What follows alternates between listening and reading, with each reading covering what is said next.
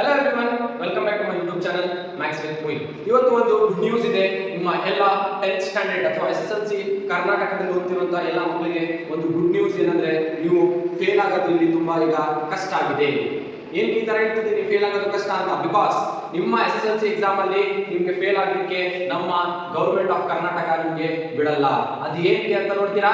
This pattern education department ಕಡೆಯಿಂದ ಒಂದು pattern ಅನ್ನು ಹೊಸದಾಗಿ ಸೆಟ್ ಮಾಡಿದ್ದಾರೆ. ದಟ್ ಈಸ್ ಎಕ್ಸಾಮ್ 1, ಎಕ್ಸಾಮ್ 2 ಮತ್ತೆ ಎಕ್ಸಾಮ್ 3. ಎಕ್ಸಾಮ್ 1, 2 ಅಂಡ್ 3 ಮೂರು ಎಕ್ಸಾಮ್ಸ್ ಬರಲಿಕ್ಕೆ ನಿಮಗೆ ಅವಕಾಶ ಈ ಸತಿ ಸಿಕ್ಕಿದೆ. ಹೇಗೆ? ಫಾರ್ ಎಕ್ಸಾಂಪಲ್, ನಿಮಗೆ ಎಕ್ಸಾಮ್ 1 ಬರೀತೀರಾ, ಅದರಲ್ಲಿ ನೀವು ಫೇಲ್ ಆದ್ರಿ ಯಾವ್ದಾದ್ರು ಒಂದು ಸಬ್ಜೆಕ್ಟ್ ಅಲ್ಲಿ, ನಿಮಗೆ ಇನ್ನೊಂದು ಅವಕಾಶ ಇರುತ್ತೆ ಸೆಕೆಂಡ್ ಎಕ್ಸಾಮ್ ಬರೀಲಿಕ್ಕೆ within 20 days of exam 1 finishes. ಅದೇ ರೀತಿಯಲ್ಲಿ ಎಕ್ಸಾಮ್ 2 ಅಲ್ಲಿ ಕೂಡ ನೀವು ಕರೆಕ್ಟ್ ಆಗಿ ನಿಮಗೆ ಸ್ಕೋರ್ ಬಂದಿಲ್ಲ ಅಥವಾ ನೀವು ಫೇಲ್ ಆಗೋದ್ರಿ ಅಂದಾಗ ನಿಮಗೆ ಇನ್ನೊಂದು ಅವಕಾಶ ಗವರ್ಮೆಂಟ್ ಆಫ್ ಕರ್ನಾಟಕ ಕೊಡುತ್ತೆ ಎಕ್ಸಾಮ್ 3 ಮುಖಾಂತರ.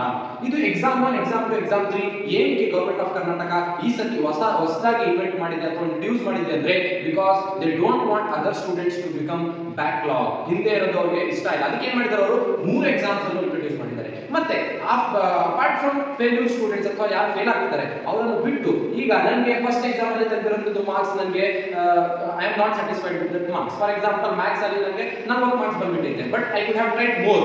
ನಾನು ಏನ್ ಮಾಡಬಹುದು, ಸೆಕೆಂಡ್ ಎಕ್ಸಾಮ್ ಅನ್ನು ಕಟ್ಟಿ ಇನ್ನೂ ಜಾಸ್ತಿ ಮಾರ್ಕ್ಸ್ ಅನ್ನು ತೆಗಿಬಹುದು. ಇದು ಒಂದು ಒಳ್ಳೆ ಅವಕಾಶ ಸಿಗಿದೆ ಈ ಸತಿ. In this academic year 2023-24 supplementary ಅನ್ನೋದು ಎಕ್ಸಾಮ್ ಅನ್ನು ತೆಗೆದಿದ್ದಾರೆ. Instead of that supplementary exam they have introduce exam 1, exam 2 and exam 3. ಇದು ಹೇಗಿರುತ್ತೆ ಅಂತ ನೋಡುವಾಗ ಎಕ್ಸಾಮ್ 1 ಬರ್ತು 20 ಡೇಸ್ ಆದ್ಮೇಲೆ ಎಕ್ಸಾಮ್ 2 ಕಂಡಕ್ಟ್ ಮಾಡ್ತಾರೆ, ಎಕ್ಸಾಮ್ 2 ಆದ್ಮೇಲೆ ಎಕ್ಸಾಮ್ 3 ಕಂಡಕ್ಟ್ ಮಾಡ್ತಾರೆ. ಇಫ್ ಇನ್ ಕೇಸ್ ನೀವು 3 ಎಕ್ಸಾಮ್ಸ್ ಇದು ಅವರೇಜ್ ತಗೊಂಡು ಏನ್ ಮಾಡ್ತಾರೆ, ನಿಮ್ಮ ಮಾರ್ಕ್ಸ್ ಕಾರ್ಡ್ ಅಲ್ಲಿ ಅದು ಮಾರ್ಕ್ಸ್ ಬರುತ್ತೆ. ಮತ್ತೆ ಮಾರ್ಕ್ಸ್ ಕಾರ್ಡ್ ಯಾವಾಗ ಬರುತ್ತೆ?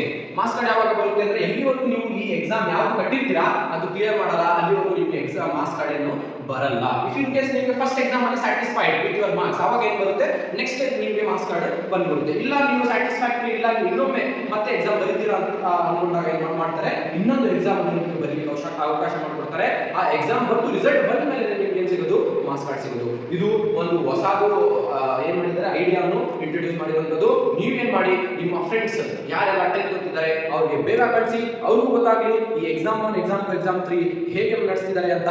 For more videos, subscribe to my channel Maths with Muin. Thank you.